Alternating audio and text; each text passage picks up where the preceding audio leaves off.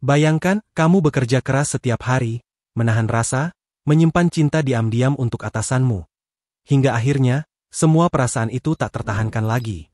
Lalu kamu memberanikan diri untuk mengungkapkan semuanya, dan ternyata, dia membalas perasaanmu. Dunia seakan indah. Tapi, semua berubah ketika orang-orang terdekat yang kamu percaya, justru menusukmu dari belakang. Sahabat sendiri, keluarga kandung, semua menghancurkan kisah cinta yang baru saja mekar. Inilah kisah tragis penuh luka, pengkhianatan, dan cinta yang diuji habis-habisan. Selamat datang di The Potato Lab, sebuah film yang tak hanya menyentuh hati, tapi juga membuat kita bertanya, siapa yang benar-benar bisa dipercaya di dunia ini? Siapkan hati kalian, karena alur film ini akan membawa kita menyusuri jalan terjal antara cinta, kepercayaan, dan pengkhianatan. Kim Mi-kyung bekerja sebagai peneliti kentang di sebuah perusahaan makanan. Tugasnya mencakup riset, promosi varietas baru ke desa-desa, hingga membeli kentang langsung dari petani. Namun, saat sedang tawar-menawar dengan warga desa, kesepakatan batal hanya karena selisih 10 won. Kesal, Mi-kyung mengutuk perusahaan yang pelit meski penjualan keripik kentangnya selalu jadi juara. Sementara itu, di kantor pusat, Presiden perusahaan sedang menandatangani kontrak untuk menjual perusahaan ke seorang penipu. Tiba-tiba, seorang pria tampan bernama Baek Ho dari divisi strategi Onion Retail datang dan membongkar kebohongan si penipu. Ia memberi dua pilihan pada Presiden, bergabung dengan Onion Retail atau melihat perusahaannya bangkrut. Akhirnya, Presiden memilih merger. Para peneliti kentang, yang tak tahu apa-apa, masih bersuka cita menyambut karyawan baru. Tapi semua berubah saat mereka menerima kabar mengejutkan. Perusahaan mereka dibeli oleh Onion Retail, tempat Mi-kyung pernah bekerja selama 6 tahun dan keluar dengan hubungan buruk.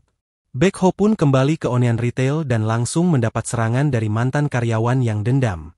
Namun Baek Ho, yang ternyata punya latar belakang pasukan khusus, berhasil mengurung penyerangnya dengan tenang.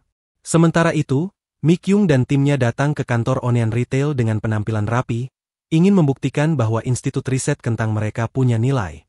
Di depan HRD, Mi-kyung menjelaskan dengan semangat bahwa mereka tak hanya meneliti rasa kentang, tapi juga mengembangkan bibit unggul dan meningkatkan hasil panen. Setelah sesi foto ID, mereka bertanya soal nasib institut, tapi HRD menjawab dingin. Semuanya tergantung keputusan perusahaan. Tak lama kemudian, mereka mendapat kabar bahwa akan ada inspeksi mendadak ke institut. Semua panik dan kembali terburu-buru. Tapi sesampainya di sana, kartu ID mereka tidak bisa membuka gerbang. Kim Mi-kyung akhirnya merangkak lewat bawah pagar. Tepat ketika sekelompok manajer retail masuk, termasuk mantan pacarnya. Untuk menghindari terlihat, Mi-kyung bersembunyi. Namun saat ia keluar, rekannya memanggil namanya dengan keras. Sang mantan menoleh, Mi-kyung menatap tajam, menunjukkan jari tengah, dan pergi dengan marah. Sesampainya di institut, mereka mendapati seorang pria tampan sedang memeriksa tempat itu. Dia adalah Baek Ho. Awalnya para wanita terpukau oleh ketampanannya, tapi langsung kesal saat dia mengkritik teh kadaluarsa dan penggunaan kertas berlebihan. Mi-kyung pun berdebat dengannya. Ia menyatakan bahwa inspeksi mendadak tidak adil. Baek Ho membalas bahwa jika diberi waktu, mereka akan menutupi kekurangan. Ternyata, ini bukan sekadar inspeksi, tapi awal dari penutupan. Baek Ho pun berjalan pergi. Mi-kyung yang masih kesal berharap sesuatu menghantam kepalanya. Tiba-tiba, seekor burung murai benar-benar menyerangnya. Burung itu mematuk kepalanya 2 kali. Baek Ho berlari ketakutan ke hutan, Mi-kyung mengejarnya sambil memanggil nama si burung yang ternyata sering ia beri makan. Sayangnya, Baek Ho kehilangan keseimbangan dan jatuh terguling menuruni bukit. Para warga yang sedang istirahat di ladang segera membantu menghentikannya. Mi-kyung pun panik dan membawanya ke rumah sakit. Untungnya, Baek Ho hanya mengalami luka ringan. Ia menjelaskan bahwa ia bisa meminimalkan cedera dengan menggulingkan tubuhnya dengan cara tertentu. Mi-kyung juga menceritakan bahwa burung murai itu sering muncul di institut karena pernah ia selamatkan, dan kadang menyerang manusia kalau mendengar orang berkata kasar. Meski Baek Ho menyalahkannya, Mi-kyung menyangkal punya hubungan dengan serangan si burung. Sebelum Kim pergi, dia bertanya apakah One Retail akan tetap membuka institut meskipun hasil penelitian mereka masih biasa-biasa saja. Baek Ho menjawab bahwa ia menghargai kerja keras semua orang, jadi institut akan tetap beroperasi. Jawaban itu membuat Kim sedikit tenang dan bisa kembali bekerja dengan pikiran lebih lega. Namun, setelah hari yang melelahkan, Kim pulang ke rumah dengan hati sedih, teringat pertemuannya dengan mantan kekasih. Meski merasa hidupnya penuh kemalangan dibandingkan dengan kesuksesan mantannya, berkat dukungan teman-teman, Kim mulai bisa menerima kenyataan. Keesokan harinya, di tempat kerja, datang kabar mengejutkan. Direktur lama dipecat, dan One Retail akan menunjuk direktur baru. 3 orang dari manajemen produksi juga diberhentikan. Kim Mi-kyung langsung teringat janji Beko bahwa institut akan tetap berjalan normal. Tapi sekarang, saat satu persatu orang mulai pergi, Kim merasa dikhianati. Ia makin yakin bahwa tidak ada hal baik yang bisa datang dari One Retail. Dengan hati gelisah, Kim membuka lemari tempat ia menyimpan rokok lamanya. Padahal ia sudah berhenti merokok selama berbulan-bulan. Tapi hari itu, keinginan untuk merokok datang lagi. Saat dia akan menyalakan rokok, hujan turun deras. Dengan marah, Kim melempar bantal dan mengumpat semua orang dari One Retail. Setelah meluapkan emosi, ia terduduk di tengah hujan, tak berdaya. Di saat itulah, Su datang menghampirinya dan memayungi Kim dengan tenang. Kim Mi-kyung kaget saat mengetahui bahwa Su bukan hanya direktur baru di Institut Penelitian Kentang, tapi juga penyewa baru di wisma tamu milik keluarganya. Karena membenci semua orang dari One Retail, Kim meminta adiknya untuk segera mengusir Beko dari wisma tamu. Namun adiknya menjelaskan bahwa keuangan wisma sedang sulit, dan Beko sudah membayar sewa kamar sekaligus membeli mesin pengering baru. Mereka tak bisa mengembalikan uangnya dan tak mungkin mengusirnya begitu saja. Kim tak bisa berbuat banyak, tapi dia juga tidak mau menyerah. Ia pun menetapkan aturan, tinggal bersama harus dirahasiakan agar tidak muncul gosip, dan meskipun mereka atasan bawahan di institut, di wisma mereka harus bersikap setara. Beko menyetujui syarat itu tanpa banyak protes. Kim merasa menang, lalu kembali ke kamarnya. Di sana, temannya yang seorang novelis mulai membayangkan cerita komedi romantis antara Kim dan Beko, 2 orang yang bertengkar tapi akhirnya jatuh cinta. Bahkan, temannya menunjukkan bahwa semua pria yang pernah disukai Kim sejak kecil memiliki nama, Ho, seperti Beko. Ia menganggap ini pertanda jodoh. Tapi Kim menolak mentah-mentah. Ia bersumpah tak akan jatuh cinta pada siapapun dari One Retail. Keesokan harinya, untuk lebih akrab dengan tim, Su ikut makan siang di kafetaria. Saat dia duduk, 3 pemimpin tim penanaman kentang masuk dan langsung menyindirnya. Beko bangkit menyambut, tapi salah satu dari mereka malah menamparnya hingga duduk kembali. Obrolan mereka sangat kasar sampai-sampai Beko memuntahkan sup karena kaget. Di tempat lain, Kim sedang mengantarkan kopi ke warga desa. Ia mendengar mereka membicarakan direktur baru. Dengan gaya dramatis, Kim pura-pura menyeka air mata dan mengatakan bahwa direktur lama yang sangat dihormati telah dipecat demi memberi tempat bagi orang baru. Warga desa, yang mengenal sang direktur lama sebagai Dokter Kentang, marah besar dan segera mendatangi Beko untuk memprotes. Melihat warga mengepung Beko, Kim menonton dari kejauhan dengan santai dan puas. Beko pun sadar, ini semua adalah jebakan dari Kim Mi-kyung. Ketua desa lalu menjelaskan bahwa siapapun yang tinggal lebih dari 30 hari di desa dianggap sebagai penduduk sementara dan wajib ikut serta dalam dana pembangunan desa. Beko diberi formulir untuk ditandatangani dan diminta membayar kontribusi. Tak ingin memperdebatkan aturan desa, Beko memberikan kartu namanya dan mempersilakan mereka menghubungi pengacaranya. Situasi makin panas. Malamnya, Kim mendekati Beko untuk meminta maaf dan menawarkan diri membayar dana desa untuknya. Tapi Beko menolak keras. Ia tidak mau berkompromi, bahkan itu membuat para tetua desa makin marah. Sebagai bentuk protes, jalan dari wisma tamu ke institut ditutup oleh warga. Beko mencoba membela diri, menyatakan jalan itu milik negara, tapi kepala desa menunjukkan bukti bahwa ia telah membelinya demi kepentingan desa. Terpaksa, Beko kembali ke wisma dan meminta bantuan pada adik Kim Mi-kyung untuk memanggil taksi karena ponselnya tak bisa mengakses jaringan.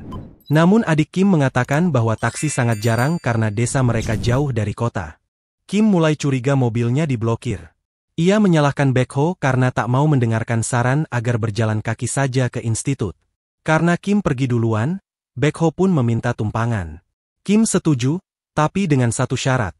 Beko harus duduk di bak belakang mobil pick-up. Beko, yang biasanya sok berkelas, kini terpaksa duduk pasrah seperti pangeran jatuh miskin. Kim, yang kesal dengan gaya Beko, menyetir dengan kasar melewati jalan berbatu. Baekho terguncang, terpental, hingga hampir jatuh.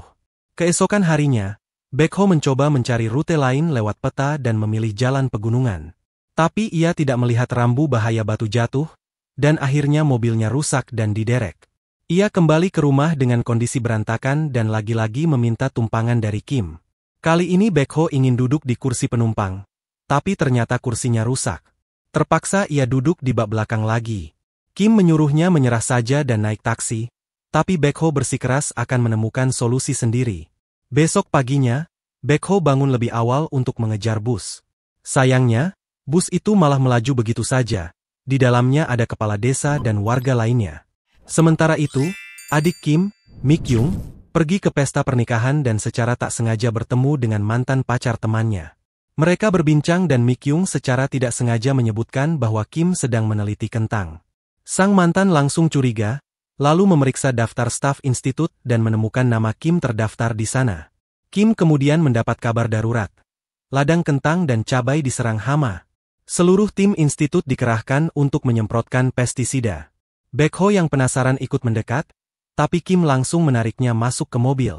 Sesampainya di lokasi, semua orang berpakaian lengkap dengan alat pelindung. Kecuali Baekho. Dia malah santai menyeruput teh. Kim memaksanya ikut turun dan membantu.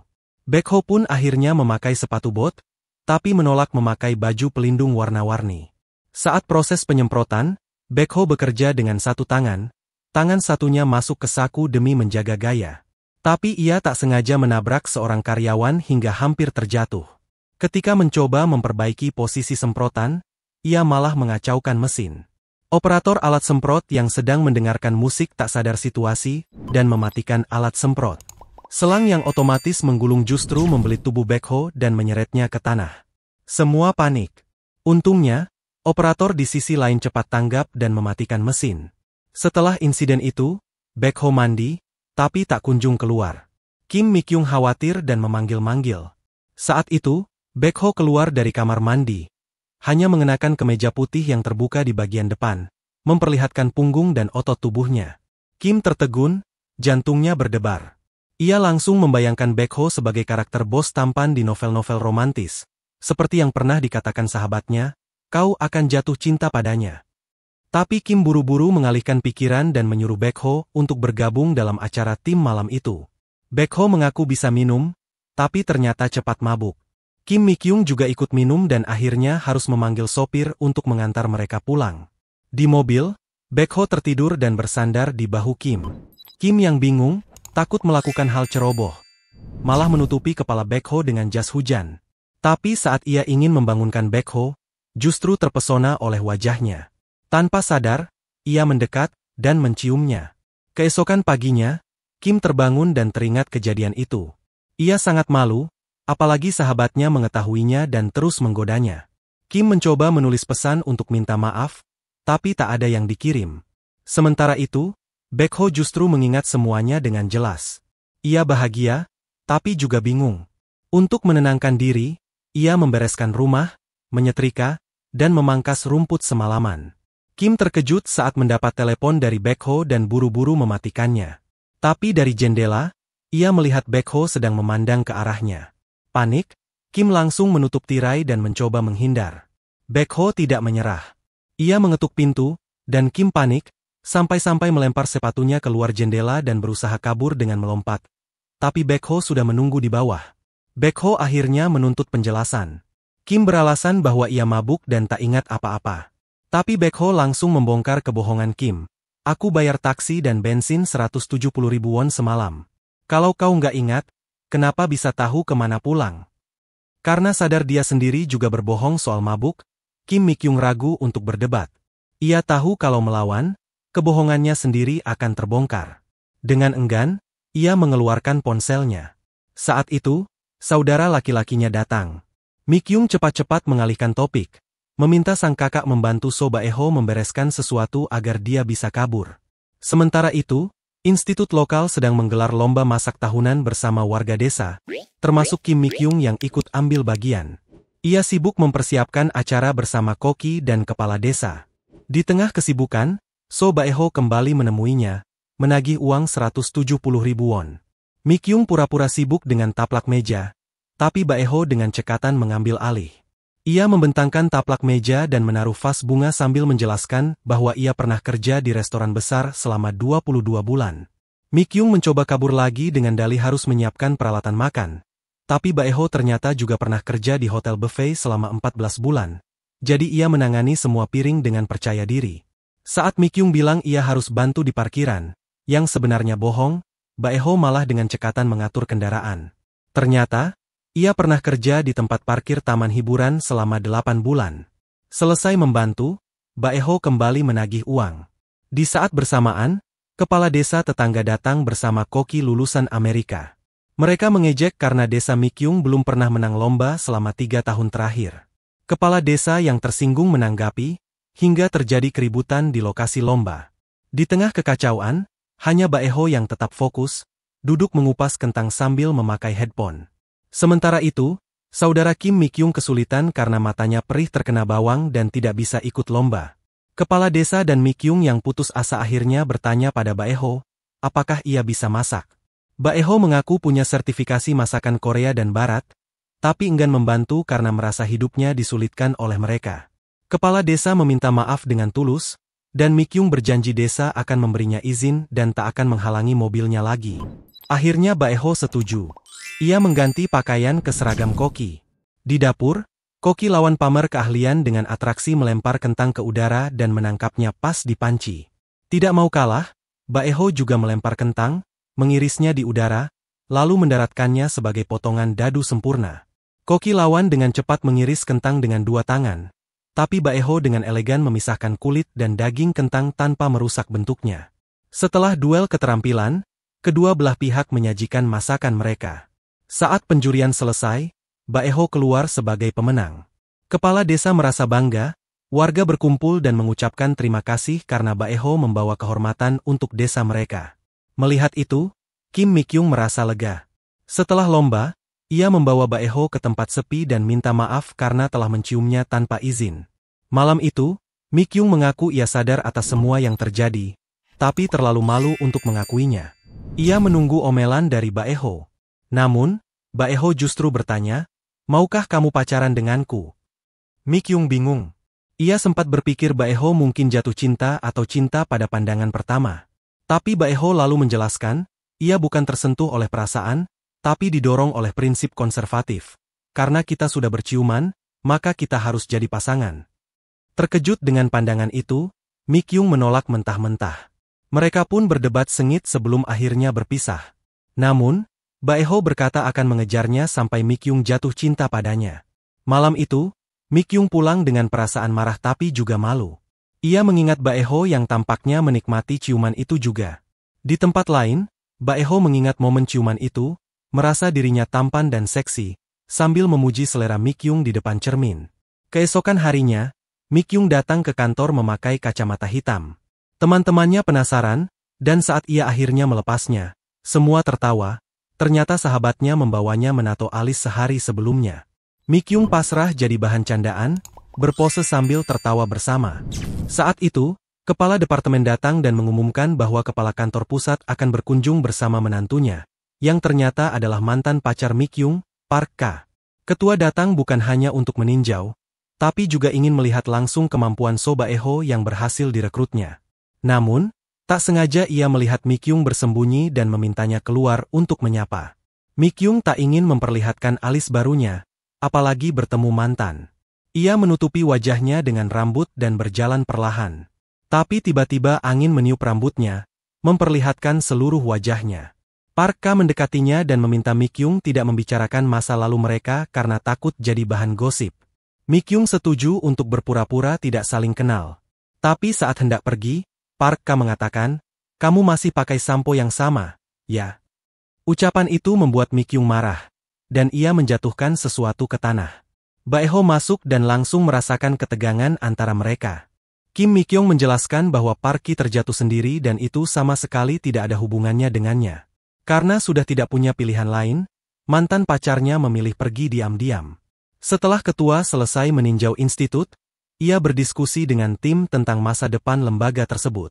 Bako berpendapat bahwa institut memberikan kontribusi besar terhadap penjualan perusahaan. Namun, Parky justru menganggap kentang adalah komoditas biasa dan institut itu hanya buang-buang dana. Ia menyarankan agar institut segera ditutup. Ketua akhirnya setuju dengan pendapat Parky, lalu meminta Bako mencari solusi agar lembaga itu tidak ditutup begitu saja. Bako pun mengusulkan pemangkasan staf. Ketua menyetujui rencana itu dan memintanya menyelesaikannya secepat mungkin, lalu segera kembali ke kantor pusat. Tak lama kemudian, Kim Mi-kyung mendapat telepon dari Su. Awalnya ia mengira Su akan merayunya lagi, namun ia terkejut saat Su mengabarkan bahwa dirinya dipecat. Mi-kyung sempat mengira itu hanya ancaman agar ia mau berkencan. Tapi setelah melihat wajah Su yang serius, ia menyadari itu kenyataan. Bako kemudian menjelaskan bahwa tugasnya memang untuk merampingkan staf, dan Mi-kyung adalah satu-satunya karyawan non-profesional di sana. Kim Mi-kyung membela diri. Ia merasa dirinya rajin bekerja dan tak pernah absen. Tapi Bako balik bertanya, hasil apa yang sudah ia capai dalam 6 tahun terakhir? Mi-kyung menjawab bahwa tujuannya adalah menciptakan varietas kentang yang dinamai dengan namanya. Tapi setelah mengucapkannya, ia merasa malu karena sadar belum menghasilkan apapun selama bertahun-tahun. Bako tak mau mendengarkan alasan lagi. Ia menyuruh Mi-kyung untuk melatih staf baru dan memproses pengunduran dirinya. Ia bahkan menyarankan Mi-kyung mulai mencari pekerjaan baru. Kim Mi-kyung yang kesal, hanya bisa melampiaskan emosinya dengan bersandar di kemudi mobilnya. Bako melihat dari jendela dan merasa sedikit iba. Malam itu, Mi-kyung tidak pulang dan tidak menjawab telepon. Kakaknya dan sahabatnya datang ke institut, bertanya kepada Bako apakah terjadi sesuatu. Meski khawatir, Bako tidak memberitahukan bahwa Mi-kyung dipecat. Ternyata Mi-kyung pergi ke kuil tempat ayahnya, yang kini menjadi biksu, tinggal. Di sana, ia mencurahkan isi hatinya. Menjelang tengah malam, Mi-kyung akhirnya pulang. Dari jendela, Bako lega melihatnya kembali. Ia bahkan sempat tersenyum ketika Mi-kyung seperti ingin merusak kaca spion mobilnya. Di rumah, kakak Mi-kyung curhat bahwa sejak ibunya meninggal dan ayah mereka menjadi biksu, Mi-kyung sebagai anak tertua menanggung semua tanggung jawab. Tapi Mi-kyung tetap sabar menjalani semuanya. Keesokan harinya, Bako mengadakan pertemuan pribadi dengan semua staf. Mi-kyung memutuskan mencoba satu usaha terakhir. Ia menerobos masuk ke ruang kerja Su dengan senyum khasnya, berharap bisa meluluhkan hati.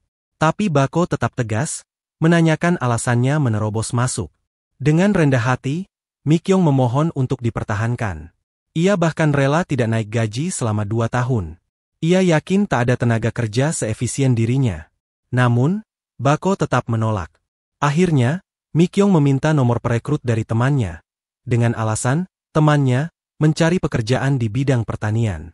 Ia bertemu dengan perekrut di hotel, mencoba mempromosikan dirinya. Tapi sang perekrut tidak terkesan dengan resumenya dan langsung mengakhiri pertemuan. Tanpa sengaja, Parky berada di hotel yang sama. Ia mendengar percakapan itu dan menghampiri Mi-kyung, menanyakan apakah ia dipecat oleh Su. Parky menjelaskan bahwa dirinya punya wewenang lebih tinggi dari Su, dan bisa mempekerjakannya kembali. Tapi Mi-kyung menolak. Ia bahkan meminta Parky membuka telapak tangannya agar bisa menampar wajahnya sendiri.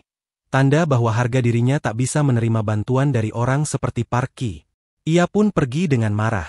Sementara itu, mantan istri Parky baru kembali dari luar negeri tanpa memberi kabar. Parky mencoba menemuinya di hotel, tapi ditolak. Sang istri malah bertemu dengan Bako, sahabat lamanya, yang kemudian membantunya membereskan barang-barangnya. Parky merasa kesal karena Bako berpihak pada istrinya, bukan padanya sebagai sahabat. Berita tentang wawancara kerja Mi-kyung akhirnya sampai ke telinga rekan-rekan perempuannya. Saat ditanya, Mi-kyung tak bisa menyembunyikannya lagi dan mengaku telah dipecat. Teman-temannya marah dan memandang tajam ke arah Bako, membuatnya merasa tidak nyaman. Seusai kerja, Bako menemukan mobilnya sengaja diparkir secara menghalangi jalan. Ia sadar itu adalah bentuk protes diam-diam. Terpaksa, ia mendorong mobil itu sendiri. Dari kejauhan, Mi-kyung dan teman-temannya melihat kejadian itu dan merayakannya dengan senang hati. Sore itu, Bako pulang dan menemukan sekotak bunga yang sebelumnya ia siapkan untuk mengejar hati Mi-kyung. Ia sempat bertanya jenis bunga kesukaan Mi-kyung, tapi ragu untuk memberikannya. Menjelang rapat kuartalan lembaga, semua karyawan menantikan kehadiran istri menteri yang biasanya membawa banyak camilan enak. Mereka masuk ruang rapat dengan semangat, tapi tiba-tiba melihat Bako duduk di sana. Semangat mereka langsung surut, mengingat perubahan kepemimpinan. Saat rapat dimulai, istri menteri duduk di depan. Semua tampak tegang. Seorang rekan wanita kesal dan mengirim pesan keluhan di grup obrolan, menganggap Bako terlalu kaku dan melarang camilan, seperti bentuk pelecehan mental. Tapi tanpa sengaja, pesan itu terkirim ke grup utama yang juga diikuti oleh Bako. Semua orang panik melihat Bako membaca ponselnya.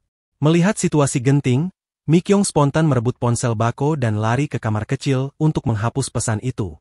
Setelahnya, ia mengembalikan ponsel dan pura-pura tidak tahu, mengatakan ia kira itu miliknya.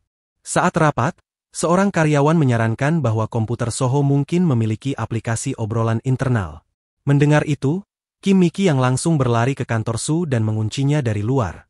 Tapi ia lupa, dia tidak tahu kata sandi komputer Su. Terpaksa, dia meminta kata sandi dari So Baek-ho. Kim Mi-ki yang berdalih bahwa dia tak sengaja mengirim pesan yang menghina So Baek-ho ke grup chat seluruh kantor. Padahal maksudnya hanya untuk grup kecil. Ia panik, takut So Baek-ho membaca pesan itu. So Baek-ho yang kesal, mengatakan dia tidak peduli dan menyuruh Mi-ki yang menyelesaikannya sendiri. Dia akhirnya memasukkan kata sandi dan membiarkan Mi-ki yang menghapus pesan itu. Setelah selesai, Mi-ki yang minta maaf dan meninggalkan kantor. Malam itu, hujan badai melanda. Ponsel Mi-ki yang mengeluarkan peringatan darurat.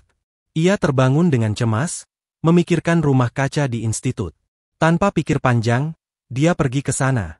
Dari jendela, So Baek-ho melihat Mi-ki yang pergi sendiri dalam cuaca buruk, lalu memutuskan untuk menyusulnya. Di institut, Mi-ki yang mencoba memperbaiki terpal yang rusak. Tiba-tiba, sepasang tangan muncul membantu. Itu adalah So Baek-ho. Setelah selesai, mereka mandi air hangat karena basah kuyup, lalu makan bersama di sana. Sebelumnya, di rumah, So Baek-ho melihat pesan dari rekan kerja perempuan yang salah kirim. Ia menyadari bahwa Mi-ki yang telah menanggung kesalahan temannya saat itu. Keesokan harinya, seorang tamu baru tiba di Wisma. Teman dekat Mi-ki yang melihat seseorang masuk ke kamar Su menggunakan kode rahasia. Mereka curiga itu pacarnya. Mi-ki yang berpura-pura tak peduli, tapi dalam hati dia merasa tidak nyaman, apalagi karena So Baek-ho pernah menunjukkan ketertarikan padanya. Mereka lalu mengintip kamar So Baek-ho dengan teropong dan melihat seorang wanita di tempat tidurnya. Mi-ki yang sangat kesal. Padahal, wanita itu adalah sahabat masa kecil So Baek-ho, bernama Yoon Hae-jin. Ia datang diam-diam dan meminta perlindungan karena belum memberitahu orang tuanya bahwa ia sudah kembali. Saat bertemu Mi-ki yang, Hae-jin langsung menyapanya ramah dan mengundangnya ke pesta penyambutan. Di pesta itu, So Baek-ho yang biasanya vegetarian malah memanggang daging untuk tamunya.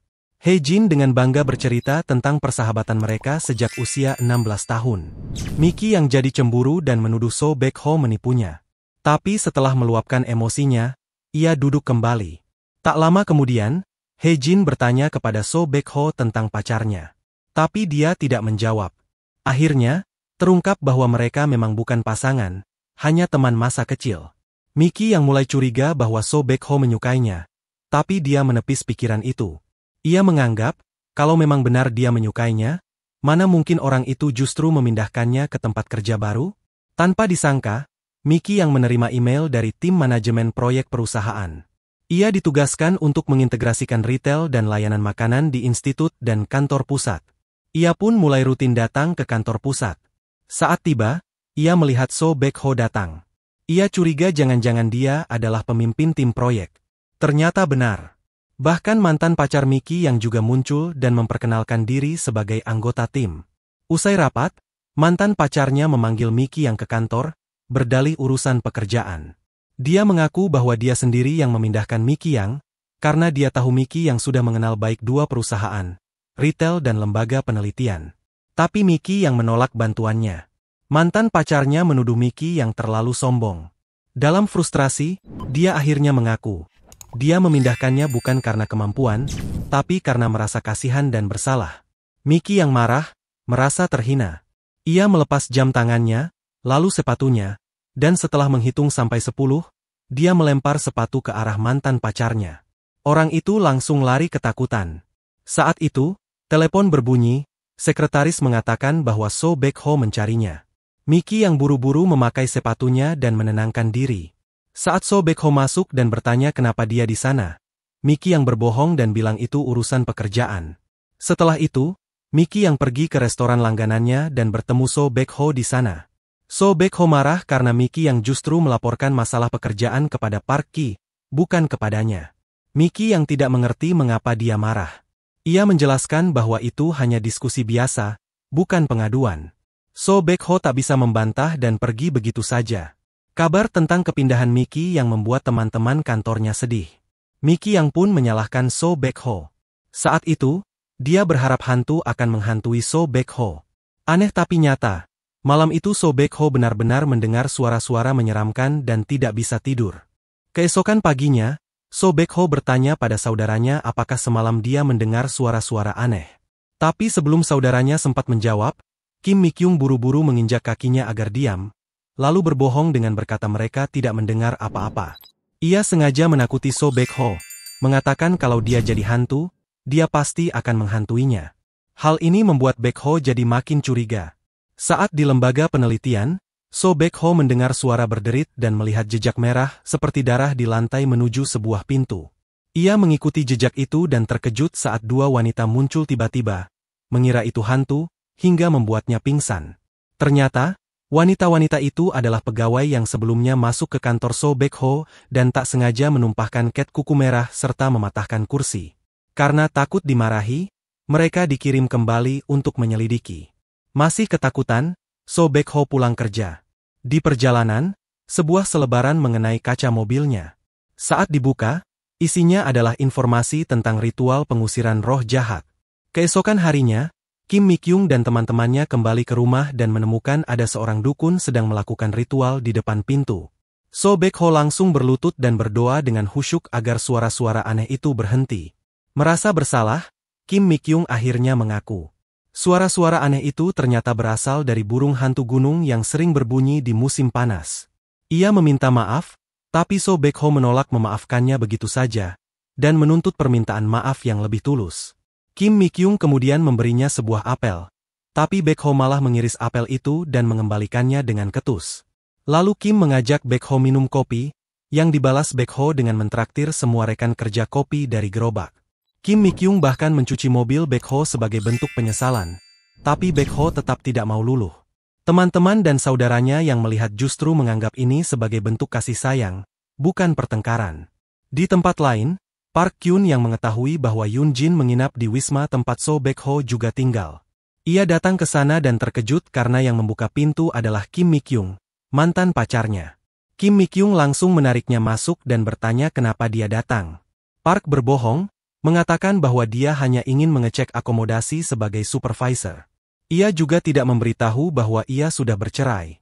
Saat tahu bahwa Kim Mi-kyung tinggal di sana, Park langsung kesal. Park mengeluh pada rekannya karena tiga orang yang paling tidak ia sukai, Yoon Jin, Kim Mi-kyung, dan So Baekho, tinggal bersama. Ia pun berniat menyembunyikan fakta bahwa dirinya punya hubungan dengan ketiganya. Sementara itu, Kim Mi-kyung kembali ke wisma dan berdiri di depan kamar So Baekho, mengenang momen manis malam sebelumnya. Ia terus mencoba berbagai cara untuk meminta maaf, namun Baekho tetap tak bergeming. Karena lelah, Kim akhirnya menelepon Baekho dan mengusulkan gencatan senjata. Saat itu, Baekho berkata bahwa dia sudah tidak marah, dan tak perlu terus meminta maaf. Mendengar itu, Kim merasa lega. Kim berjalan ke jendela dan melihat Baekho sedang melihat ke arahnya juga. Mereka saling menatap sambil berbicara di telepon. Suasananya menjadi ambigu dan sedikit romantis, apalagi ketika Baekho mengucapkan, "Selamat malam," dengan lembut, membuat jantung Kim berdebar. Karena gugup, ia langsung mengakhiri panggilan. Keesokan harinya, So Baekho mengadakan rapat di lembaga penelitian. Ia mengumumkan bahwa mulai tahun depan, mereka akan menggunakan jenis kentang baru dari Amerika untuk membuat keripik, menggantikan kentang Changxing yang telah mereka pakai selama 15 tahun. Direktur sempat keberatan, tapi Baekho menyajikan dua jenis keripik untuk uji rasa. Kim Mi-kyung ikut mencoba dan bilang bahwa keduanya sama enaknya. Ia lalu mendukung penggunaan kentang lokal, dan buru-buru ke lab untuk menunjukkan varietas baru yang mereka kembangkan sendiri, yang hasil panennya juga tinggi. Karena So Baekho masih tampak ragu, Kim membawanya langsung ke ladang untuk melihat sendiri. Saat perjalanan pulang, rekan-rekan mereka melihat mereka tertidur di dalam mobil, dengan tangan hampir bersentuhan. Hal itu memicu gosip bahwa ada hubungan khusus di antara mereka. Soo dan Kim Mi-kyung sempat membahas kemungkinan hubungan mereka. Namun, pagi itu mereka dibangunkan oleh suara telepon. Kim Mi-kyung keluar dari mobil dan melihat rekan kerjanya berpura-pura berolahraga di dekat sana. Parki lalu datang dan memberikan kunci kepada Soo, mengatakan bahwa orang tua temannya punya villa di dekat situ, dan Soo bisa tinggal di sana. Soo merasa aneh dengan perhatian Parki yang tiba-tiba, apalagi Parki mengatakan bahwa jika Soo tetap dekat dengan Kim Mi-kyung, itu hanya akan membuat suasana jadi rumit. Soo jadi berpikir bahwa dia harus menjaga jarak dan mengendalikan perasaannya terhadap Mi-kyung. Ketika Mi-kyung memanggil Soo dari jendela, Soo hanya melihat ke arah ponselnya tapi tidak menjawab. Saat Mi-kyung datang dan mengetuk pintu, Soo berpura-pura tidak melihat panggilan tersebut. Mi-kyung merasa canggung, tapi tetap mengajak Soo untuk berangkat ke kantor bersama keesokan harinya. Soo menolak dan memilih berangkat sendiri. Yoon-jin, sahabatnya, menasihatinya agar lebih tegas soal perasaan. Cinta itu seperti lampu lalu lintas, berhenti atau jalan. Tapi Soo merasa perasaannya seperti lampu kuning, ragu dan tidak pasti. Keesokan harinya, dalam rapat proyek, Mi-kyung tak bisa berhenti memandangi Soo dengan penuh kasih. Tapi Soo mengabaikannya sepanjang rapat. Saat makan siang, saat semua orang bergosip tentang hubungan mereka, Mi-kyung mengajak Soo duduk bersamanya. Tapi Soo malah duduk jauh. Mi-kyung malu dan pergi tanpa makan. Ia merasa hancur, seperti saat terkena skandal 6 tahun lalu.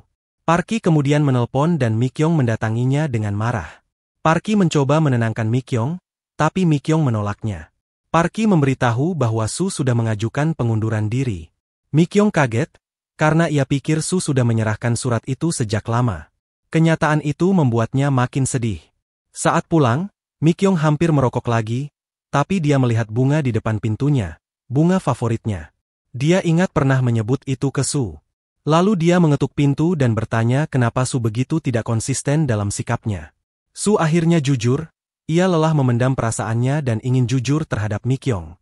Mi-kyung terkejut melihat keseriusan di mata Soo, dan wajahnya memerah. Tapi ia panik dan lari menjauh. Setelah menenangkan diri, ia kembali dan meminta Soo menceritakan masa lalunya. Soo berkata sejak kecil ia ditinggal orang tua dan dibesarkan di panti asuhan. Ia terbiasa menahan emosi dan hidup menurut aturan. Namun Mi-kyung selalu membuatnya kehilangan kendali atas dirinya. Mi-kyung lalu membalas bahwa dia juga tidak yakin dengan perasaannya. Tidak ada gadis normal yang bisa jatuh cinta pada orang yang pernah ingin memecatnya. Tapi dia bukan gadis biasa, dia tidak bisa menahan perasaan pada Soo. Namun Mi-kyung menyarankan agar mereka menunggu hingga dia keluar dari institusi sebelum menjalin hubungan secara resmi. Hari berikutnya di kantor, Mi-kyung merasa ada yang mencurigakan. Rekan-rekannya seperti menyembunyikan sesuatu dari komputer mereka. Dia dihentikan oleh seorang pejabat dan dikirim ke kantor Soo untuk diskusi tentang kentang. Setelah ia pergi, rekan-rekannya lega, mereka diam-diam melihat Mi-kyung dan Soo tidur di mobil dan mengira mereka pacaran. Saat Soo dan Mi-kyung mendiskusikan kentang, suasana tegang.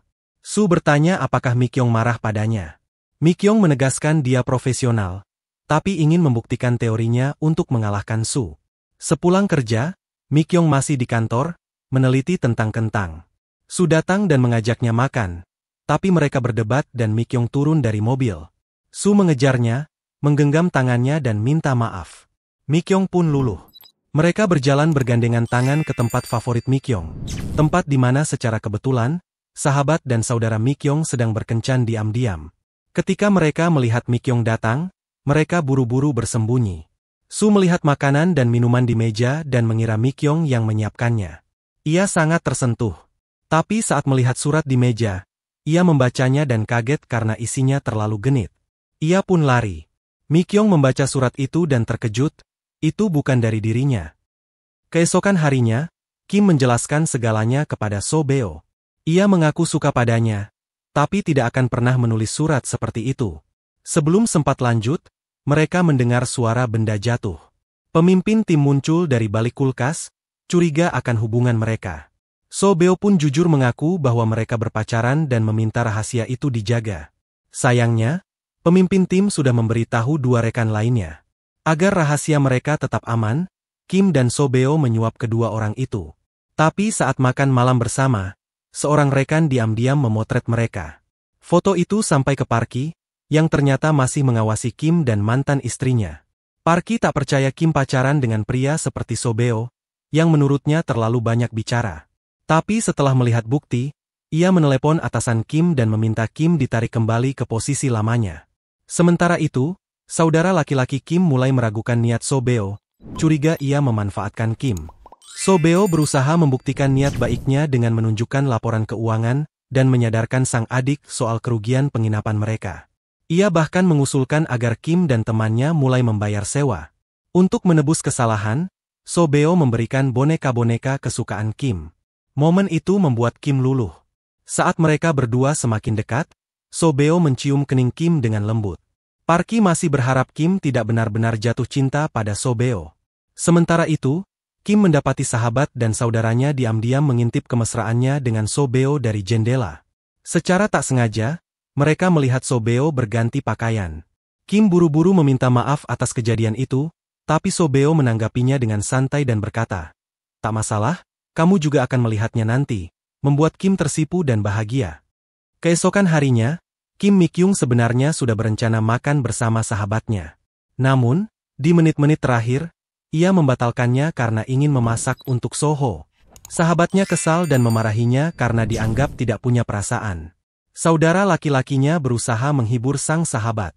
Ia menepi di pinggir jalan dan mencoba mencium sahabat Kim sebagai bentuk perhatian. Tapi momen itu berubah tegang saat sang sahabat melihat mantan Kim, Park Kaye, mengarah ke wisma tamu. Panik, sahabat Kim menendang keluar saudara Kim dari mobilnya, langsung mengambil kemudi dan tancap gas ke arah wisma. Saat Park baru saja turun dari mobil, dia hampir tertabrak oleh sahabat Kim. Ia lalu memarahinya dengan keras, menuduhnya tidak layak mencari Kim lagi, dan memperingatkan agar tidak muncul di hadapannya lagi. Park yang tak bisa membela diri, malah menyalahkan sahabat Kim atas perpisahannya dengan Kim. Sahabat Kim yang geram, langsung melayangkan tendangan terbang, mengejar Park sambil masih memendam amarah. Di dalam rumah, Kim Mi-kyung dan So-ho yang mendengar keributan itu keluar. Saat melihat Park, Kim panik dan kembali ke kamarnya. Di sana, pikirannya dipenuhi kecurigaan. Apakah So-ho dan Park memiliki hubungan khusus? Ia merasa, jika mereka hanya rekan kerja, kenapa Park memanggil So-ho sebagai saudara? So-ho lalu mengajak Park bicara, menanyakan apa maksud kedatangannya. Park mengaku hanya ingin tahu keberadaan Young Jin. Ia pura-pura penasaran apakah So-ho sedang dekat dengan Kim, lalu memberi nasihat agar tidak pacaran di tempat kerja. Tapi So-ho bisa merasakan ada niat tersembunyi dari Park, dan tak menggubris ucapannya. So-ho lalu mengajak Kim makan malam. Tapi Kim berbohong, bilang sedang ada tugas, dan menolaknya. Ia bimbang. Haruskah ia jujur soal masa lalunya dengan Park? Sahabatnya menyarankan untuk tidak mengungkapkan masa lalu itu. Menurutnya, tak ada pasangan yang ingin tahu kisah cinta pahit pasangannya. Namun, saudara laki-lakinya berpikir sebaliknya. Lebih baik So-ho mendengarnya langsung dari Kim, daripada dari orang lain. Kim akhirnya memilih menghindar dulu. Tengah malam, siaran desa mengumumkan bahwa anak sapi milik nenek tua hilang lagi. Warga diminta ikut mencarinya. Kim dan dua orang lainnya ikut serta. So-ho muncul lengkap dengan perlengkapan outdoor. Kim menertawakannya. Ini hanya mencari anak sapi, tidak perlu persiapan seperti mau berkemah.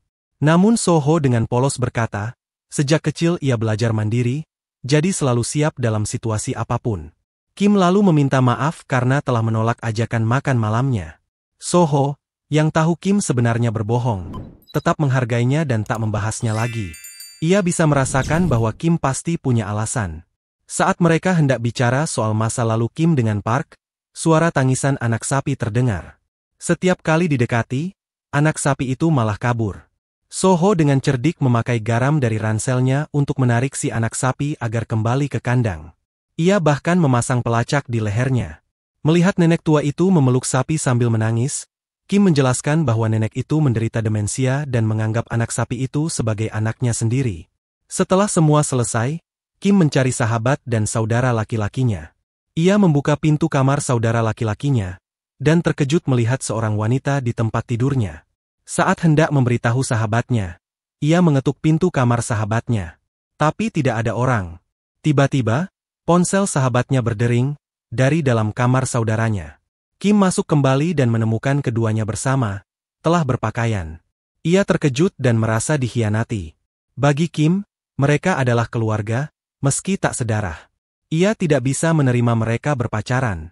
Meski keduanya menjelaskan bahwa mereka saling mencintai, Kim tetap tak bisa menerima dan memilih pergi dari rumah. Ia menuju rumah kaca tempat Soho biasa berkebun. Saudaranya membawa barang-barang Kim ke sana. Setelah mendengar semua cerita, Soho mencoba menenangkan Kim. Ia tak percaya hubungan antara sahabat dan saudaranya itu cinta sejati, mungkin hanya perasaan sementara karena kesepian. Soho dengan sabar mendengarkan, lalu menyarankan agar Kim tidak tidur di rumah kaca. Ia berkata, "Kalau kamu nggak nyaman di rumah, kita pergi saja dari sini." Kim terharu mendengarnya. Mereka pergi ke hotel untuk menginap. Di sana, Kim mencoba menenangkan perasaannya. Jantungnya berdebar karena bingung dan gugup. Sambil ragu, Kim bertanya, "Aku harus mandi dulu nggak ya?" Soho menyerahkan handuk dan bilang, "Lakukan apa yang kamu mau."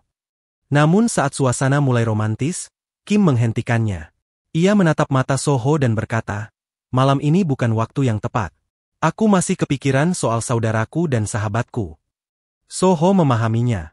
Ia memeluk Kim dengan hangat, menunjukkan bahwa ia benar-benar peduli.